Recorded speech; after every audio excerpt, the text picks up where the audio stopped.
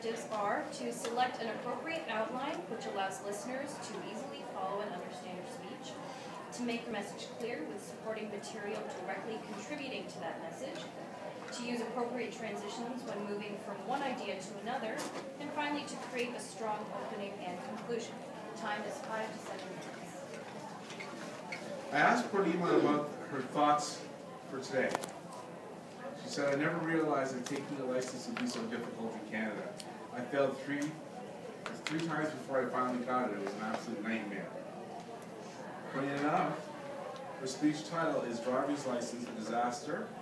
Purnima Mohan, Driving License is a Disaster.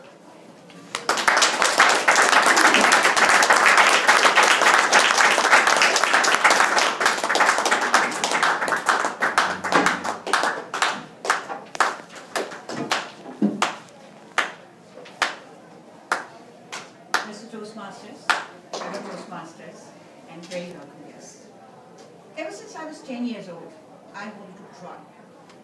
My aunt used to run a school, and on her way back, she would stop by our house and have tea with us every day. After the tea, she would pick up her bag, put on her sunglasses, take her car keys, and drive. I was fascinated. I wanted to be like her.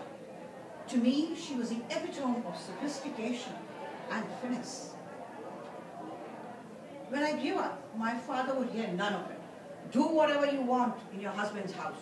Typical Indian father. I got married. I was very happy. Now I would try. My husband was in the army. And I had a bevy of army vehicles at my disposal. But no, I couldn't drive. I was a male sign. Then my husband decided to take premature retirement from the army. And we came to civil life. Oh, now I would try. But, possessive as he was, and protective as he was, he hired a chauffeur to drive me. I put my foot down. I'm going to drive. I convinced him that I would run all the errands, pay all the bills, so that he could concentrate on his business that he just started. I took to road with a vengeance. Then, we decided to come to Canada. I was so thrilled. Now I would be able to drive all the foreign vehicles that were so far unavailable in India. We landed here and I was all set to go. But I was told that you have to have a license here. License? What license? License. But isn't that something that you get sitting at home when you pay some money to the tout? No. I actually had to go and pass the test. That was news to me. Anyway, no problem. I booked a date. I took my G1 and for G2 on the day of my test. The examiner came, sat beside me, and asked me to take the car on the road. No problem. Now, there was a lot of traffic on the road and he kept telling me to change lanes continuously. So naturally, I had to overspeed and I had to overtake a few people. What was wrong there? He seemed annoyed. Then he asked me to go to the side lane and asked me to do parallel parking. What the heck was that? Oh, parking between two cars? But that's something the parking attendant does for you, isn't it? He sighed and asked me to turn back. When we reached back, he said, Madam, you are a nuisance on the road. You seriously need some driving lessons. I'm failing you. What? I failed? I was crestfallen. But then my Canadian friends told me to, take some lessons and also attend a classroom session. I did that, and my instructor booked a date. I was very confident. I had my lessons. Not only did I know what's parallel parking, I even knew what's a three-point turn. Who could fail me now? Same story.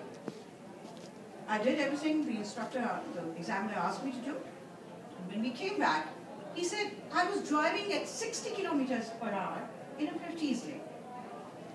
Now, what's 10 kilometers between friends? Apparently, he didn't want to be my friend. By now, I was very depressed. Meanwhile, my eldest son had got married and we were all waiting for his bride to come. So she came and within a month, she found a very good job. But her workplace was about 35 kilometers away from our house. So she needed a car. And to drive that car, she needed a license. So she also took some lessons and booked a date. On the day of her test, I told her very condescendingly, dear, don't worry if you don't get it in the first go. Actually, it's quite difficult. She nodded and went away. I prepared all her favorite snacks and kept a pot of hot tea ready to console her when she came back from the trip. As my son, took the car, parked the car in the driveway, I came out. She was like, I passed the test, I passed the test. What? Really? Well, congratulations, dear. I can drive you around, Mom. That was the final blow. After all, I was the MIL, mother-in-law. I had to have a license. So I prayed and I practiced and again booked a date. Same story. And on top of it, an incident happened. You see, the Etobicoke Examination Center is in a plaza. And as we were re-entering the plaza, there were people going from the parking lot to Tim Hortons. So I stopped my car. And as soon as they had stepped away from my car, he asked me to go on. I thought we were supposed to stop till they actually reached the other side. I am going to fail, I thought. I'm not going to pass. I parked the car. He turned towards me, looked at me through his pince nez, and said, Madam, but for this incident, you have done exceedingly well. I pass you.